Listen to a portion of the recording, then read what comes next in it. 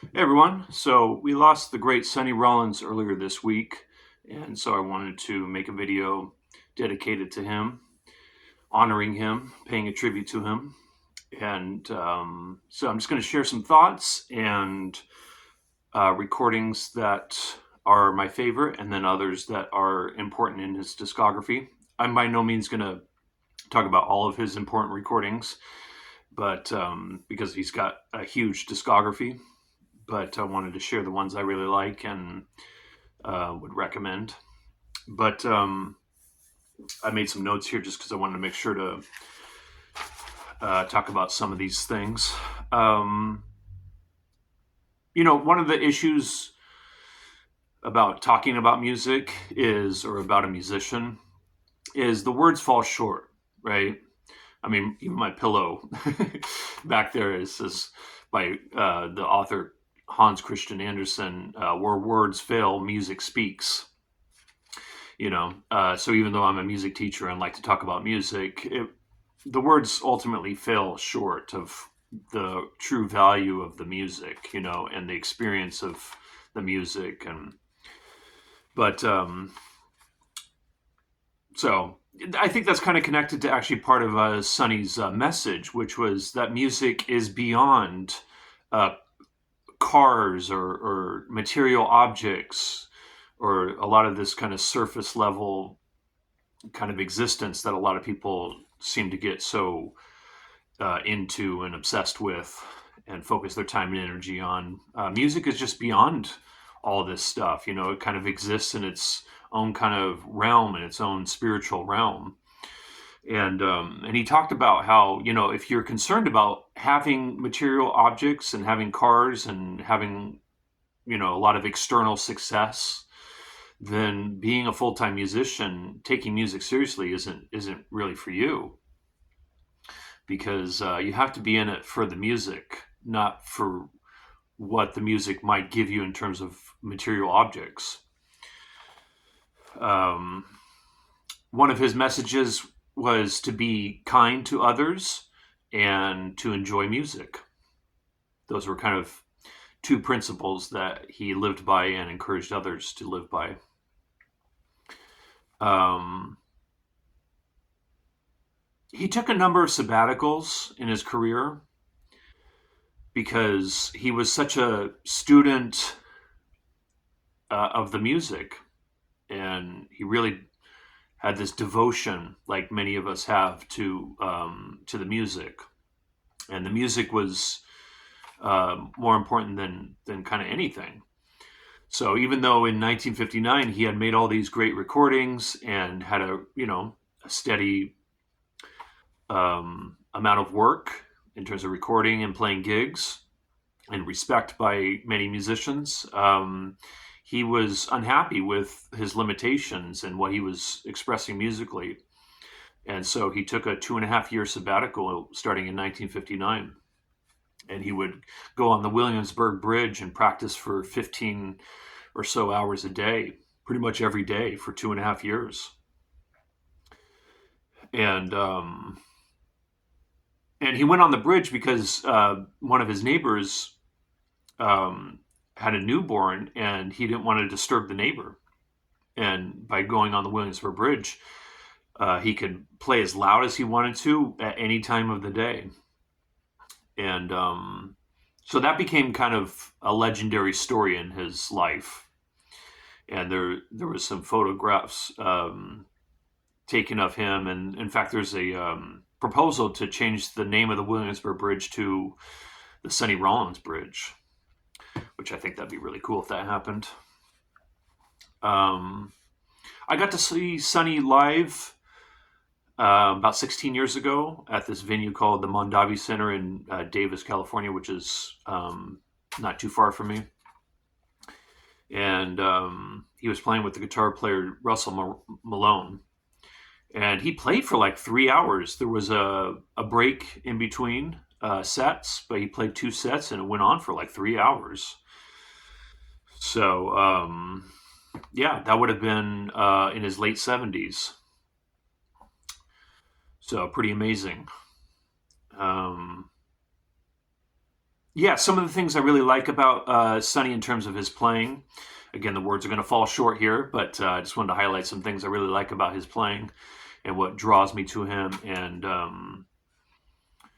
yeah, I mean, I should have said this up front, but he's been a huge inspiration for me. Massive. I've learned so much by listening to him and studying his music. I became aware of him when I started studying jazz as a teenager, and I remember trying to learn his solo Blue 7, the solo that he does on the track Blue 7 when I was 19 years old, and kind of failed in terms of actually really being able to play it. And then when I studied with Mike Stern in New York City, that was one of his pieces of advice was to learn that solo. So I finally did, and got it down. In fact, I put a video of me on my channel of me playing along with that solo. It's an incredible solo.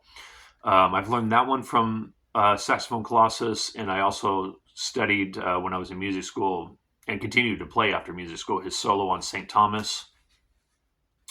And then I would grab other things from his solos, transcribing them or just playing along with the recordings.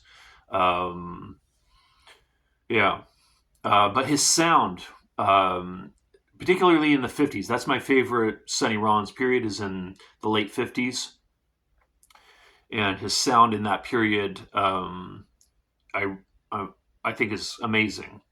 And what's kind of interesting is, he changed his sound, even like on a record like Saxophone Colossus.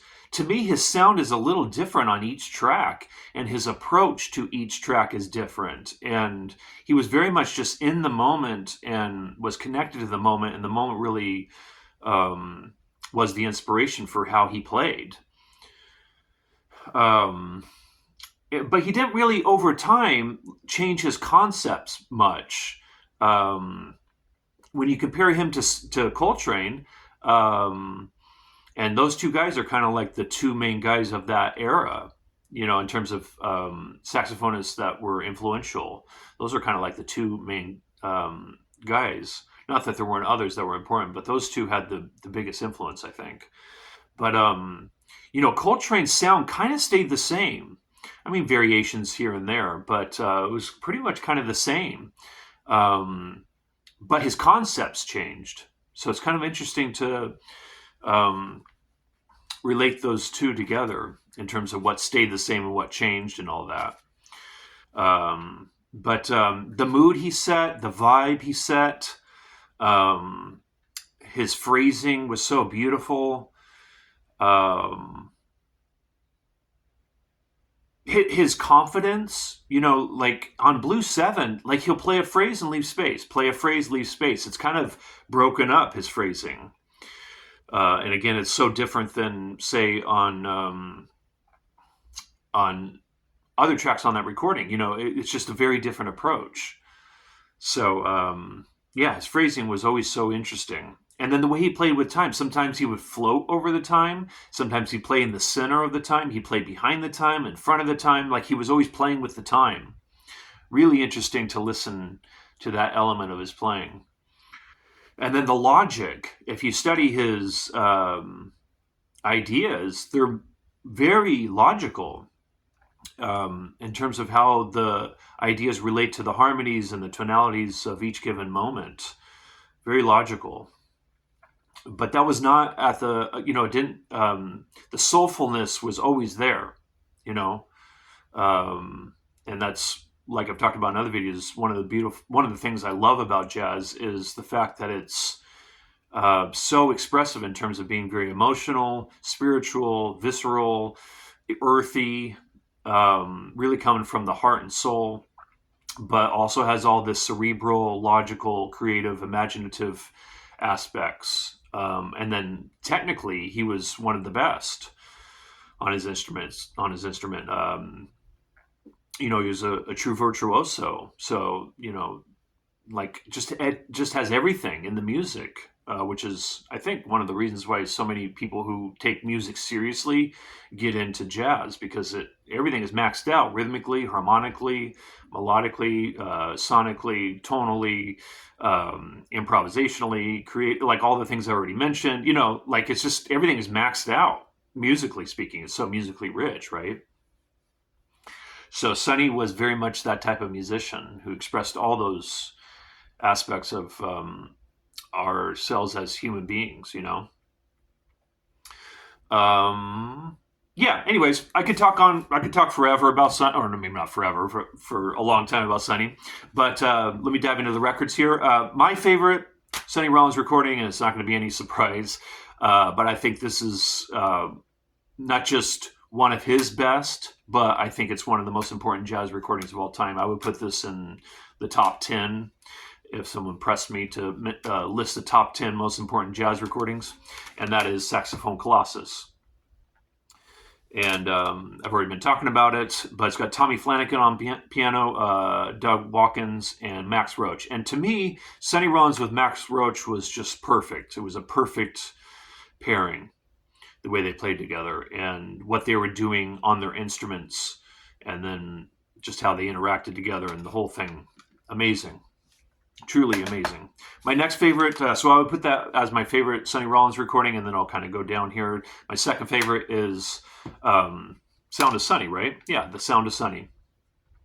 Beautiful recording. This has Roy Haynes on piano and Sonny Clark. I'm sorry, Roy Haynes on drums and Sonny Clark on piano, and then Paul Chambers and Percy Heath on bass. Love this recording. Listen to this so many times.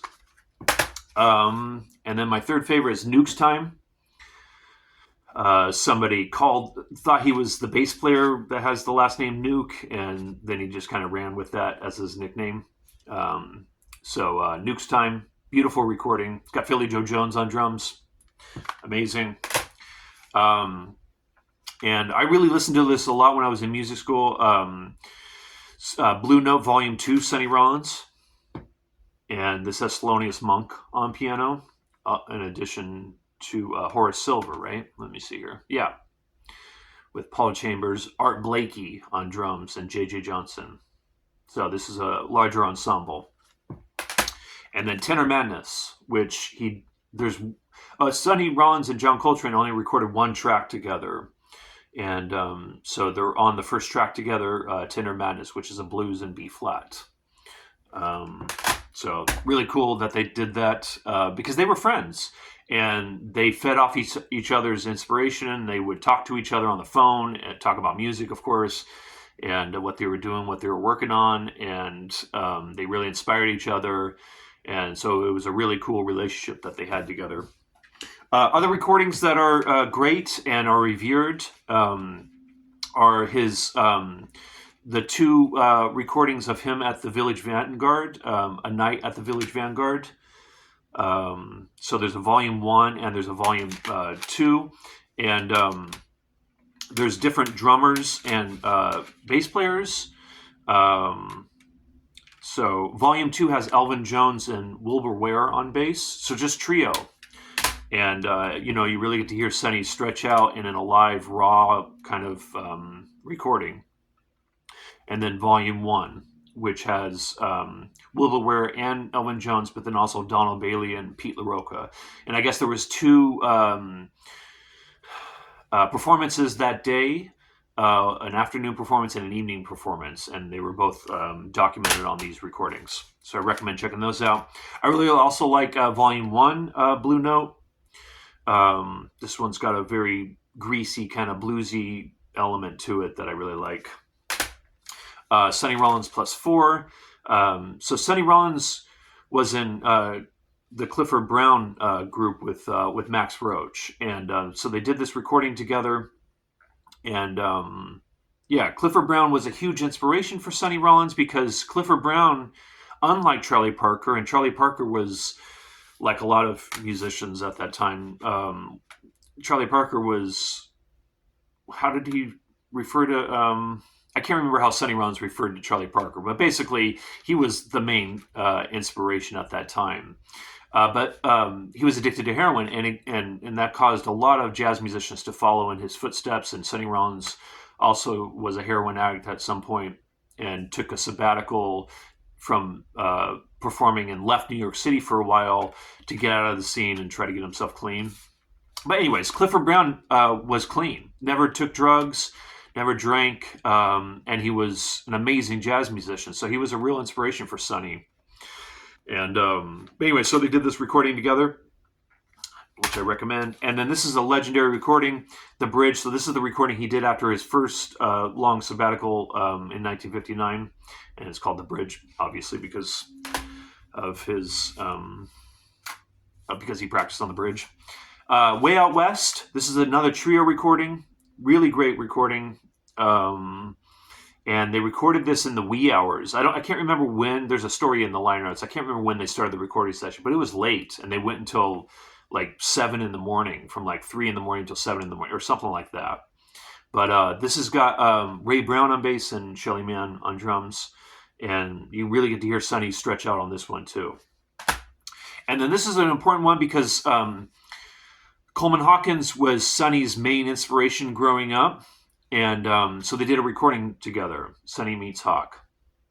And the piano solo by Paul Bley on All the Things You Are, a lot of musicians like Pat Metheny and Bill Frisell talk about that particular solo because of the way that Paul Bley improvises on All the Things You Are. It's so modern and so different than what anybody else was doing at that time. But anyways, just thought I'd mention that as a side note. But yeah, this is a special one in his discography. I'll leave it at that. I have so many more recordings of his, but those are some of the, I don't know, 10 or so that I would strongly recommend checking out, especially my top 5. But those other ones are really special as well. Thank you, Sonny Rollins. Thank you to everyone who's watching this who appreciates Sonny's music.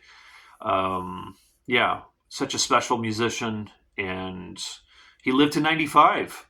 That's pretty incredible for, especially for a jazz musician, especially from his era, because he also did amphetamines after his heroin addiction, and so he must have had a good genetics, right? But and a good mind. So, but yeah, 95. Thank you, Sonny Rollins. Incredible force. He really blessed the world with his music and inspiration. All right, thanks for watching.